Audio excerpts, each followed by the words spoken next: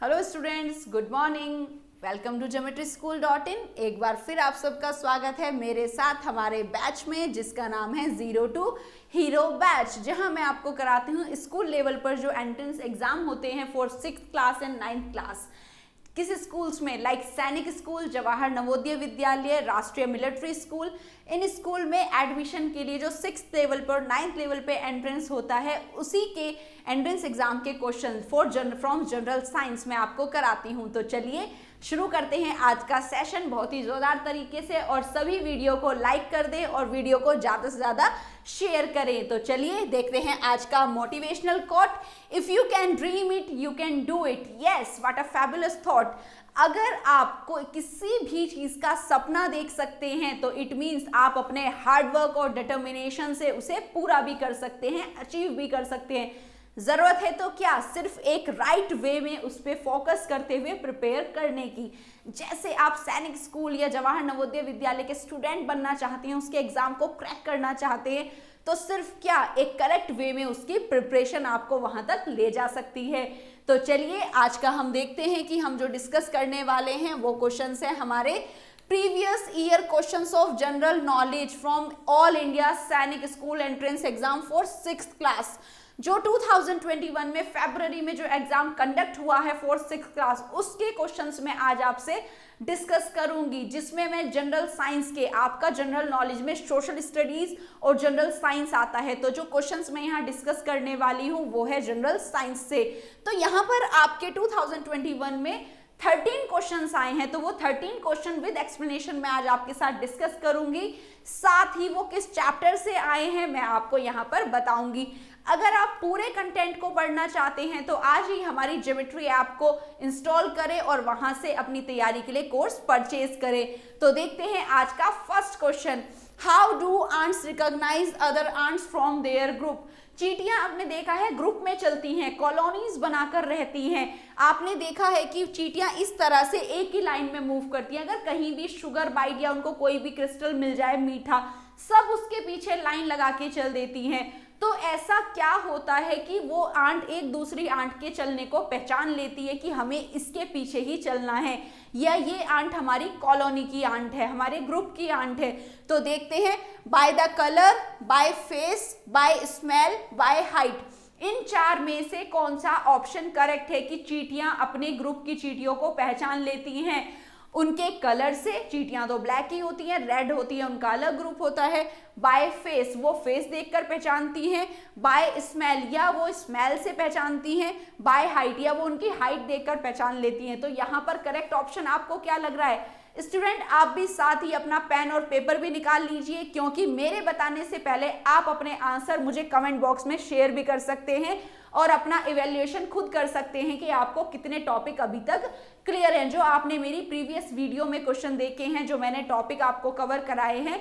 अगर आपने चैनल को अभी तक सब्सक्राइब नहीं किया है तो चैनल को सब्सक्राइब कर दीजिए और प्रेस द बेल आइकन या हिट द बेल आइकन, जिससे आपको सारे अपडेट्स, नोटिफिकेशंस मिलते रहें। वीडियो जो अपलोड होती हैं आपको उनका पता चलता रहे। अगर अभी तक आपने चैनल को सब्सक्राइब नहीं किया है तो जल्दी से सब्सक्राइब कर दीजिए और फटाफट से अपना पेन से इसका आंसर लिखिए पेपर पर कि आपने ये 1 मार्क का क्वेश्चन करेक्ट किया है या नहीं। तो यहाँ पर जो करेक्ट आंसर है वो क्या है? बाय स्मेल, क्योंकि ये चैप्टर जो है, आपका क्वेश्चन जो आया है वो आया है सुपर सेंसिस से। जो आपका चैप्टर है सैनिक स्कूल में साइंस में वो है सुपर सेंसिस। यहाँ पर हम एनिमल्स के सेंस ऑर्गन्स की बात करते हैं कि किनका सेंस, कौन सा आईज, ईयर, नोज, कौन सा सेंस सबसे स्ट्रॉन्ग होता है। तो यहाँ पर आंट का जो सेंस ऑफ स्मेल है वो काफी स्ट्रॉन्ग होता है, तभी वो कहीं भी मीठा गिरने पर दूर से आती हैं और पूरा ग्रुप बनाकर लग जाती हैं। तो यहाँ पर स्मेल से वो पता लगाती हैं कि ये चींटी उनके ग्रुप की है या नहीं। तो चलिए देखते हैं, आंसर सी इज करेक्ट। अब देखते हैं इसका करेक्ट एक्सप्लेनेशन।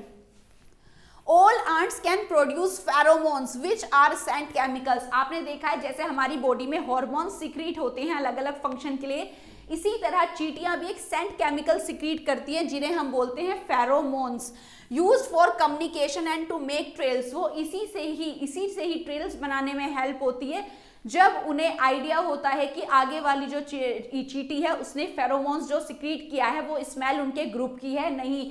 तो यहाँ पर चींटियों का सेंस ऑफ स्मेल बहुत ज्यादा स्ट्रॉन्ग होता है, वो स्मेल से ही पता लगाती हैं। So C is the correct option. Let's see the question number 2, which of the following is domesticated in poultry farms? इनमें से किन्हें पोल्ट्री फार्म्स में पाल के रखा जाता है?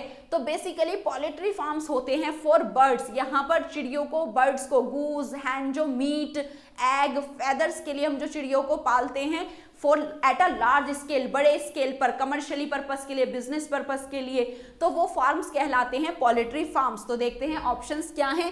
गोट, sheep, hen, horses. Hen is a type of bird, ये bird है जिन्हें पाला जाता है उनके अंडों के लिए, फेदर के लिए।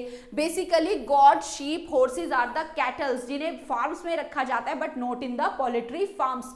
तो देखते हैं correct option is C. Let's see the correct explanation. Poultry farming, raising of birds domestically or commercially, primarily for meat, egg, but also for feathers. Yes, poultry farms are meant for the birds, जहां पर commercial level पर एक large scale पर इन चिड़ियों को पाला जाता है for their eggs, meats and feathers. See the question number 3. The dash cover the tongue and react to chemical in foods.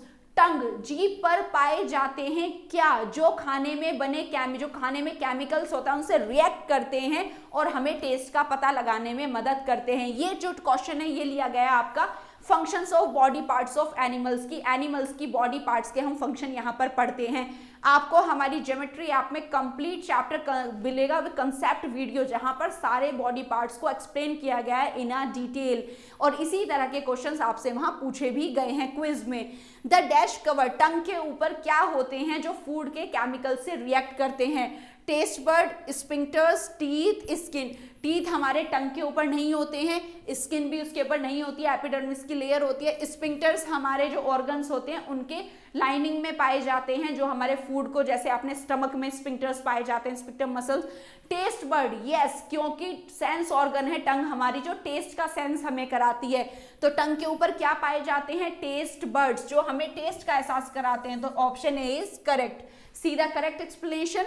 The surface of our tongue is covered with tiny bumps. हमारी tongue पर छोटे छोटे bumps पाए जाते हैं जिन्हें हम papillae बोलते हैं, which contain our taste bud. उन्हीं पैपिलेज में होती हैं taste bud, which has gustatory receptor for taste. उन्हीं के अंदर रिसेप्टर होते हैं, टेस्ट बर्ड के अंदर ही वो रिसेप्टर पाए जाते हैं जिससे हमें खाने के स्वाद का पता चलता है कि ये नमकीन है या ये मीठा है। तो टंग के ऊपर होती है हमारी taste buds.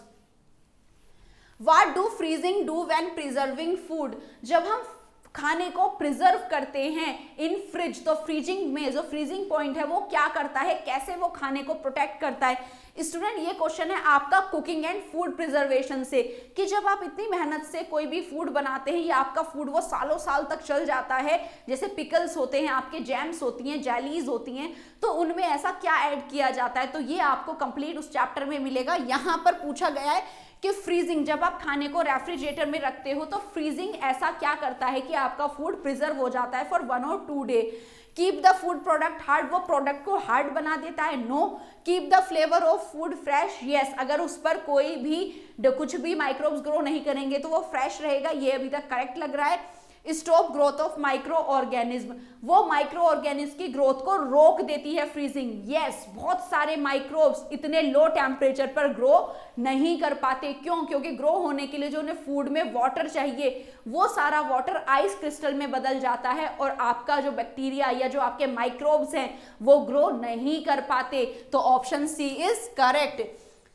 Freezing stop the growth of microorganism. Freezing stop the growth of microorganisms as the water in the food freezes into ice crystals.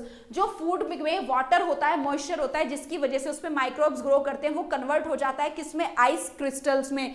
That become unavailable to those microorganisms that need it for growth and slow down the enzyme activity.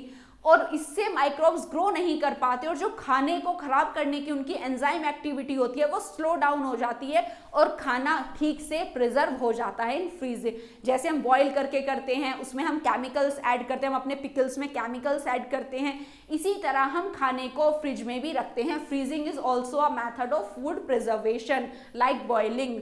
Okay student, see the next question. Seeds of drumstick and maple are carried over long distances by wind because they possess, जो यहाँ पर seeds होते हैं किसके, drum stick और maple beer के, वो एक जगह से दूर तक कैसे डिस्पर्स हो जाते हैं। स्टूडेंट ये क्वेश्चन है आपका germination and seed dispersal chapter से। तो ये क्वेश्चन में पूछा है कि जो ड्रम स्टिक के सीड होते हैं उनमें कैसी स्ट्रक्चर होती है जो वो डिस्पर्स्ड होके दूर तक चले जाते हैं। Like winged seed, large and hairy seeds, long and ringed seeds, spiny seeds. तो विंड के साथ जो सीड यहां पर जाएंगे वो होने चाहिए आपके विंग्ड एंड वेरी लाइट, उन पर पंखनुमा स्ट्रक्चर्स होते हैं। तो option A is correct, see the option A correct. Seeds of drumstick and maple have wings which help them to easily carried away by wind। अगर हम सीड डिस्पर्सल की बात करें तो सीड एक जगह से डिस्पर्स होते हैं with the help of various agents like wind, water में फ्लोट करके, एक्सप्लोड, जब सीड मैच्योर हो जाता है तो वो एक्सप्लोड हो जाता है। कभी कभी कुछ जो सीड्स होते हैं उन पे स्पाइंस लगे होते हैं, कांटे लगे होते हैं, और वो एक जगह से दूसरी जगह चले जाते हैं। तो ये जो डायग्राम आपको मैंने दिखाया है, this is the seed of drumstick and this one is of maple. इनमें ये विंग लाइक स्ट्रक्चर होती है जो हवा के साथ उड़ जाती है। तो इसीलिए यहाँ पर करेक्ट आंसर क्या है, विंग्ड सीड। ड्रमस्टिक के जो सीड्स होते हैं वो विंग लाइक स्ट्रक्चर्स होते हैं और विंड के साथ वो दूर तक उड़कर चले जाते हैं, and the process is known as seed dispersal. So option A is correct, winged seeds. Dash is a traditional rainwater harvesting technique of Rajasthan. This question comes from the chapter traditional water harvesting. पुराने जमाने में जब पानी की कमी होती थी तो किस मेथड से, कौन कौन से मेथड से पानी को हार्वेस्ट किया जाता था। तो राजस्थान में इनमें से कौन सा मेथड यूज होता था और आजकल भी होता है पानी की कमी, क्योंकि राजस्थान एक ड्राई डेजर्ट एरिया है जहां पर पानी की स्कैरसिटी होती है। टंका, खादिन, बावड़ीज, कुआ। खादिन और बावड़ीज जो हैं वो भी मेथड्स ही हैं वाटर प्रिजर्व करने के, जो पर्टिकुलर कम्युनिटी के लिए बनाए जाते थे, जिनमें हर कम्युनिटी के व्यक्ति पानी नहीं ले सकते थे। टंका इज द कॉमन मेथड जो सभी यूज करते थे। बड़े बड़े टंका उन्होंने अपने घर के वहां बना लिए होते थे और उस पर इस तरह से कवर कर दिया जाता था सीमेंटेड, जिससे कि उसमें कोई भी एनिमल गिरकर मर ना जाए और वो पानी खराब ना हो जाए। तो टंका इज द करेक्ट आंसर। तो देखिए, ए टंका ऑल्सो नोन एज टंक और कुंड, बड़ी बड़ी कुंड होती थी। ये traditional rain water harvesting technique है जो थार डेजर्ट एरिया में कॉमनली राजस्थान में यूज किया जाता था for the harvesting of rain water. Rain water को इसमें स्टोर कर लिया जाता था और पूरे ईयर फिर उसे यूज किया जाता था। ये क्वेश्चन है आपका ट्रेडिशनल वाटर हार्वेस्टिंग मेथड से। Which of the following is communicable disease? Student ये क्वेश्चन लिया गया है आपका water pollution and microbial disease chapter से कि इन चार में से कौन सी डिजीज है जो कम्युनिकेबल है, मींस एक पर्सन से, हेल्दी इन्फेक्टेड पर्सन से हेल्दी पर्सन को लग सकती है। Diabetes, chicken pox, Alzheimer disease, cancer. कौन सी डिजीज है? आपने सुना है डायबिटीज कब होता है, ये जब आपकी बॉडी शुगर को डाइजेस्ट नहीं कर पाती तो आपको डायबिटीज हो जाता है। चिकन पॉक्स, जिसे आप स्मॉल पॉक्स भी कहते हैं, जिसका वैक्सीन लगाया जाता है, जो एडवर्ड जेनर ने जिसकी खोज की थी, ये एक डिजीज है जो एक इन्फेक्टेड पर्सन से हेल्दी पर्सन को लग जाती है, जैसे बोलते हैं माता निकलना जिसे हम बोलते हैं। एल्जाइमर डिजीज, बच्चों यहाँ पर क्वेश्चन गलत होने के चांस जब होते हैं जब कोई एक नया सा ऑप्शन आ जाता है। एल्जाइमर डिजीज आपको बिल्कुल नया सा लग रहा है, लेकिन ये क्या है, ये एक याददाश्त को, मेमोरी न्यूरो डिसऑर्डर है, न्यूरोलॉजिकल डिसऑर्डर, जिसमें आपकी याददाश्त चली जाती है और आप धीरे धीरे चीजों को भूलने लगते हैं। कैंसर आप जानते हैं जब आपकी सेल्स लगातार ट्रांसफॉर्म्ड होकर ग्रो करती चली जाती है तो बॉडी में कैंसर बन जाता है, लेकिन ये एक इन्फेक्टेड पर्सन से हेल्दी पर्सन को नहीं लगती। तो चिकन पॉक्स वो कम्युनिकेबल डिजीज है जो एक इन्फेक्टेड पर्सन से हेल्दी पर्सन तक लग जाती है। इसलिए आपने देखा भी होगा कि वो बच्चे स्कूल नहीं आते हैं कुछ दिन जिनको चिकन पॉक्स हुआ रहता है, क्योंकि ये ट्रांसफर हो जाती है। तो यहाँ पर ऑप्शन बी हमारा करेक्ट है। देखते हैं explanation. Chickenpox is a communicable disease that transfer from infected person to the healthy person. Chicken pox वो बीमारी है जो कम्युनिकेबल है। बेसिकली डिजीज बच्चों कितनी तरह की होती है, communicable and non communicable. Communicable means जो एक इन्फेक्टेड पर्सन से हेल्दी पर्सन को लग सकती है। नॉन कम्युनिकेबल जो ट्रांसफर नहीं होती है, जैसे हमें फीवर हुआ है तो वो दूसरों को नहीं लगता, लेकिन अगर कोल्ड हो रहा है, वायरल डिजीज है, तो वो हम स्नीज कर देते हैं तो दूसरों को भी कोल्ड हो जाता है, तो वो कम्युनिकेबल है, जो एक पर्सन से दूसरे पर्सन को ट्रांसफर हो सकती है। Okay student, see the next question. The remains of plants and animal that were buried million of year ago. जो remains means जो बचे हुए जो जमीन में पौधे और एनिमल्स ब्यूरीड हो जाते हैं, दब जाते हैं मिलियन ऑफ ईयर्स तक, वो किस में बदल जाते हैं? That converted into the fossil fuel. Correct answer is fossil fuel जो हमारा ईंधन बनता है like coal, petroleum, natural gases, CNG, LPG, all these are the fossil fuels. और वो किससे बने हैं? जो प्लांट, डेड प्लांट्स और डेड एनिमल्स है जो अर्थ में ब्यूरिड हो गए हैं कितने मिलियन ऑफ ईयर्स के लिए। आप जानते हैं कि जितना भी हमारा फॉसिल फ्यूल होता है, कोल, पेट्रोलियम, ये कैसा होता है? एग्जॉस्टिबल होता है, जो कुछ समय बाद एग्जॉस्ट हो जाएगा अगर हमने इसका यूज तरीके से नहीं किया। और इसे बनने में कितना टाइम लगता है? Million of years. तो this is known as fossil fuel. ये आपका चैप्टर है fossil fuel, coal and petroleum. ये क्वेश्चन आपका फॉसिल फ्यूल चैप्टर से लिया है। एंड बच्चों ये प्रोसेस कहलाता है जो इनका कन्वर्जन होता है, जो आपके प्लांट्स और एनिमल्स है वो कन्वर्ट हो जाते हैं फॉसिल फ्यूल में, उस प्रोसेस को हम कहते हैं कार्बोनाइजेशन। यहाँ पर प्लांट और एनिमल्स में बेसिक जो एलिमेंट है वो होता है कार्बन, तो ये कन्वर्ट हो जाते हैं कंप्लीटली इनटू द कार्बन और process is known as carbonisation. The remains of plants and animal that were buried million of year ago, जो मिलियन ऑफ ईयर्स अगो पहले जाइंट फंड्स हुआ करते थे, मॉसेस हुआ करते थे, वो सब जमीन में दब गए और उन्हीं से ही क्या बना है? Fossil fuel. और ये बनता कैसे है? जब इन्हें जमीन में जो बैक्टीरियाज होते हैं हाई प्रेशर टेम्परेचर पे इन्हें कन्वर्ट, डिकम्पोजिशन कर देते हैं, इनको पूरा वेस्ट में बदल देते हैं और ये आज यूज किए जाते हैं एज अ फॉसिल फ्यूल, जिसका एग्जांपल है कोल एंड पेट्रोलियम। तो fossil fuels are made from decomposing plants and animals. Plants और एनिमल डिकम्पोज हो जाते हैं इन द अर्थ और ये बनते हैं into the fossil fuel and the process is known as carbonisation.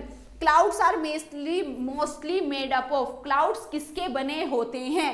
Snow, dust, water droplets, smoke. बच्चों smoke एक नया वर्ड है आपके लिए, ये बेसिकली एक एयर पोल्यूटेंट होता है जो बनता है किससे? Smoke plus fog. जब स्मोक और फोग कोहरा एक साथ मिल जाता है तो क्या बनता है? स्मोक। लेकिन आपके जो क्लाउड्स, बादल होते हैं, वो किससे बनते हैं? They are made up of water droplets. कैसे? आपका एक चैप्टर है वाटर साइकिल इसी सिलेबस में, जिसमें वाटर साइकिल कंटिन्यूअसली एटमॉस्फेयर में चलती रहती है। जो आपका वाटर होता है वो क्या होता है? वेपर में बदल के ऊपर उड़ जाता है bye the process of evaporation. तो ये प्रोसेस क्या है? The conversion of water into the water vapour by heating. जब पानी को हीट मिलती है तो वो वेपर बन के ऊपर उड़ जाता है। यही वाटर फिर ऊपर जाके एटमॉस्फेयर में ड्रॉपलेट्स में बदल जाता है, वापस से लिक्विड फॉर्म में बदल जाता है, उससे बनते हैं आपके clouds and the process is known as condensation. The conversion of water vapour again into the liquid. वापस से वाटर वेपर लिक्विड में बदल जाता है तो बनते हैं आपके clouds and the process is known as condensation. और यही जब गर्म हवाएं चलती हैं, यही वाटर ड्रॉपलेट्स प्रेसिपिटेशन होके रेन की तरह नीचे आ जाती हैं, रेन में कन्वर्ट हो जाती हैं by the process of precipitation. ये वाटर साइकिल हमारे एटमॉस्फेयर में हमेशा चलती रहती है। तो क्लाउड्स किसके बने होते हैं? Clouds are made up of water droplets by the process of condensation. Clouds are formed by the condensation of water droplet. ये वाटर वेपर का कंडेंसेशन हो जाता है, वापस से ये वेपर्स लिक्विड में बदल जाते हैं तो बनते हैं हमारे क्लाउड्स। ये चैप्टर आपका वाटर साइकिल, इवेपोरेशन, कंडेंसेशन से लिया हुआ है ये question. Question number 10, in which of the following parts of the human body are sweat glands absent. बच्चों जब भी आपसे प्रेजेंट या एब्सेंट कुछ पूछा जाए तो आप क्वेश्चन पेपर में पेंसिल से हाईलाइट कर ले, जिससे आप कंफ्यूज ना हो जाएं कि पूछना क्या चाहा है। यहाँ पर हमसे पूछा गया एब्सेंट कि इनमें से किस बॉडी पार्ट में स्वेट ग्लैंड, पसीने आने वाली ग्लैंड्स नहीं होती है, पसीना नहीं आता है। Scalp, armpits, lips, palm. हमारे स्कार्फ, सर के अंदर का जो पोर्शन होता है ऊपर का, इसे स्कार्फ बोलते हैं। आर्मपिट्स जो हमारे हैंड्स के नीचे वाला आर्म पोर्शन होता है, आर्म्स के नीचे, दैट इज आर्मपिट्स। लिप्स हम होठ को कहते हैं एंड पाम्स हमारी हथेलियां होती हैं। इनमें से चारों में से, इन 4 ऑप्शन में से कहाँ हमें पसीना नहीं आता है, कहाँ पर हमारी स्वेट ग्लैंड एब्सेंट होती हैं? तो they are absent at the lips. हमें लिप्स पर पसीना नहीं आता है क्योंकि यहाँ पर सिविस्कस ग्लैंड या स्वेट ग्लैंड नहीं होती हैं। बाकी हमें हर जगह पसीना इनमें तीनों ऑप्शंस में आता है। देखते हैं, clear? Lips do not have sweat because they do not contain any sweat और सिबिस्कस ग्लैंड। क्योंकि लिप्स पर स्वेट इसलिए नहीं आता क्योंकि वहां पर कोई भी स्वेट ग्लैंड नहीं होती है। It is therefore unsurprising lips are more vulnerable to external aggression. जब भी बाहर से बहुत ज्यादा ठंड या गर्मी हवा चलती है तो हमारे लिप्स सबसे पहले ड्राई हो जाते हैं क्योंकि ये बहुत ज़्यादा वनरेबल होते हैं, बहुत जल्दी बाहर के एटमॉस्फेयर को एकदम से अट्रैक्ट करते हैं and tend to dry more quickly than other areas of your body. और हमारी बॉडी के और एरियाज से पहले, सबसे पहले हमारे लिप्स ड्राई होते हैं, क्योंकि यहाँ पर इन्हें मॉइस्चर देने के लिए कोई भी स्वेट ग्लैंड नहीं होती है। Sweat gland is absent at lips. Clear? ये क्वेश्चन भी बेटा आपका फंक्शन ऑफ बॉडी पार्ट से ही लिया गया है। नेक्स्ट क्वेश्चन देखेंगे। What do we call the young one of kangaroo? Kangaroo के यंग वन या कंगारू के बेबी को क्या कहा जाता है? ये चैप्टर आपका है यंग वंस ऑफ एनिमल्स। इस चैप्टर में सिर्फ आपके जो एनिमल्स के बेबीज हैं उन्हीं के नेम आपको लर्न करने हैं। फोल, कोल्ड, जोए, कब। आपको इनमें से ऑप्शन को एलिमिनेट करना है जिनका आपको पता है।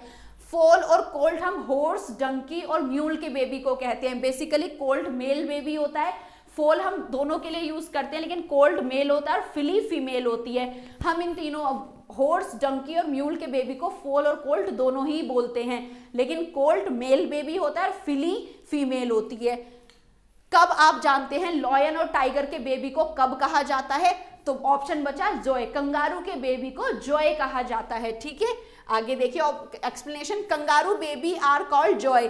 Female kangaroo sport a pouch on their belly made by fold in the skin to cradle baby. आपने देखा होगा जो मार्सुपियल्स एनिमल होते हैं, मार्सुपियल्स मीन जिनके फीमेल बॉडी पर एक पाउच बना रहता है। कंगारू आपने देखा है कैसा होता है, अपने बेबी को कहाँ रखता है? एक पाउच में, क्योंकि मार्सुपियल्स इमेच्योर बेबी को बर्थ देते हैं और वो उसी में रह के उन्हीं को ही क्रेडल लाइक का झूला काम करते हैं और वो बेबी इन्हीं के अंदर रहते हैं। तो मार्सुपियल्स वो एनिमल हैं जो इमेच्योर बेबी को बर्थ देते हैं और इनके बेबी को हम क्या कहते हैं? कंगारू के बेबी को जॉय कहते हैं। ओके स्टूडेंट्स, देखते हैं नेक्स्ट। इस चैप्टर में सिर्फ आपको क्वेश्चन के ये आंसर लर्न करने हैं कि किसके बेबी को क्या कहा जाता है। Which device is used to measure the speed of vehicle? कि आपका जो व्हीकल है, आपकी जो सवारी है कितनी स्पीड से रन कर रही है, उसके मीटर को क्या कहा जाता है? ग्रेवोमीटर, स्पीडोमीटर, गायरोस्कोप, किलोमीटर। किलोमीटर तो एक यूनिट है जो डिस्टेंस को नापने के काम आती है। गायरोस्कोप नहीं है, ये करेक्ट वर्ड नहीं है। ग्रेवोमीटर कोई मीटर नहीं होता है। यहाँ पे स्पीडोमीटर मीन्स जो मीटर स्पीड को नापेगा उसे हम क्या कह सकते हैं? स्पीडोमीटर या स्पीड मीटर। और आपने इसको देखा भी है अपने व्हीकल पर, जिसमें आपके व्हीकल की स्पीड ऊपर नीचे होती रहती है, फ्लक्चुएट। जब आप स्पीड देते हैं तो वो बढ़ जाता है। आप यहाँ पर डायग्राम भी देख सकते हैं इस तरह का, 0, 20 मीटर किलोमीटर पर आवर, 40, 60, इसे हम स्पीडोमीटर कहते हैं। The device used to measure the speed of a vehicle is called speedometer. A speedometer और speed meter is a gauge. Gauge एक इंस्ट्रूमेंट लाइक होता है, gauge होता है जो आपके व्हीकल पे ही लगा रहता है। That measure and display the instantaneous speed of a vehicle, जो लगातार आपको व्हीकल की स्पीड को बताता रहता है। तो उस डिवाइस को हम, इस इंस्ट्रूमेंट को हम कहते हैं स्पीडोमीटर, स्पीड नापने वाला यंत्र। Question number 13, which of the following will dissolve in water? इनमें से कौन सा पानी में डिजोल्व हो जाएगा? स्टूडेंट, ये चैप्टर है आपका एक्सपेरिमेंट विद वाटर। जो डेली लाइफ में आप वाटर के साथ एक्सपेरिमेंट करते हो, इसकी वीडियो में आपको सब वो प्रोसेस देखने को मिलेगा। Soil, chalk powder, sugar, oil, इनमें से कौन सा पानी में डिसॉल्व हो जाता है? अगर आप सॉइल को पानी में डिसॉल्व करने की कोशिश करते हैं, वो थोड़ी देर बाद फिर सेटल डाउन होकर नीचे बैठ जाती है। इसी तरह आप चॉक का पाउडर बनाते हैं तो वो भी नीचे सेटल डाउन हो जाता है। शुगर, चीनी, आप चाय बनाते हैं, दूध को डिसॉल्व करते हैं तो चीनी उसमें आराम से घुल जाती है। ये आप डेली एक्टिविटी से भी देख सकते हैं। ऑयल पानी में कभी नहीं घुलता, वो अपनी ड्रॉपलेट्स बनाकर ऊपर ही घूमता रहता है। आप कितना भी स्टायरिंग कर लीजिए वो वहीं घूमता रहेगा। तो sugar is the correct answer. Sugar hot water में तेजी से और नॉर्मल वाटर में भी घुल जाती है, तो sugar is the correct answer. देखते हैं explanation. Sugar will dissolve in water, the polar water molecule attract the oppositely charge polar areas of the sucrose. क्योंकि आप जानते हैं शुगर में होता है सुक्रोज, कार्बोहाइड्रेट। तो जो हमारा सुक्रोज होता है C12H22O11, हमारे ऑक्सीजन पर नेगेटिव चार्ज होते हैं और H पर पॉजिटिव चार्ज होते हैं। तो जब ये पोलर और नॉन पोलर यहाँ पर एक दूसरे को अट्रैक्ट करते हैं और तेजी से घुल जाते हैं, क्योंकि पॉजिटिव और नेगेटिव क्या करते हैं? एक दूसरे को अट्रैक्ट करते हैं। तो ये चार्जेस जो है एक दूसरे को अट्रैक्ट करते हैं, अपनी तरफ खींचते हैं, और जिससे आपको एक शुगर सॉल्यूशन मिल जाता है। इसलिए पानी में चीनी आराम से घुल जाती है। तो these are the 13 questions that were came in your exam, जो आपके 2021 में एग्जाम्स में आए थे। हर चैप्टर से एक एक क्वेश्चन को यहाँ पर पिक किया गया था। ओके स्टूडेंट, आई होप सभी को ये क्वेश्चन समझ में आए होंगे और आप मुझे कमेंट सेक्शन में जरूर बताएंगे कि आपके कितने आंसर इसमें से करेक्ट निकले, कितना आप ऑलरेडी प्रिपेयर थे। और आगे इसी तरह की वीडियो आने के लिए वीडियो को लाइक कर दीजिए और चैनल को आज ही सब्सक्राइब कर दीजिए। अगर किसी भी तरह का फीडबैक या रिव्यू आप हमें देना चाहते हैं तो आपके फीडबैक हमारे लिए काफ़ी वैल्यूएबल हैं, इसलिए उन्हें कमेंट सेक्शन में जरूर मेंशन करें। और आप मुझे अपना रिजल्ट जरूर बताएं कि इन 13 क्वेश्चन में से कितने क्वेश्चंस आपके करेक्ट निकले हैं। और किसी भी क्वेश्चन में आपको डाउट है आप कमेंट सेक्शन में पूछें जरूर। ओके स्टूडेंट, तो चलिए आगे बढ़ते हैं। ये क्वेश्चन आपके लिए है, आप इसका आंसर मुझे कमेंट सेक्शन में देंगे। What is the function of villi in small intestine? हमारी स्मॉल इंटेस्टाइन में जो विलाई होती हैं उनका क्या फंक्शन होता है?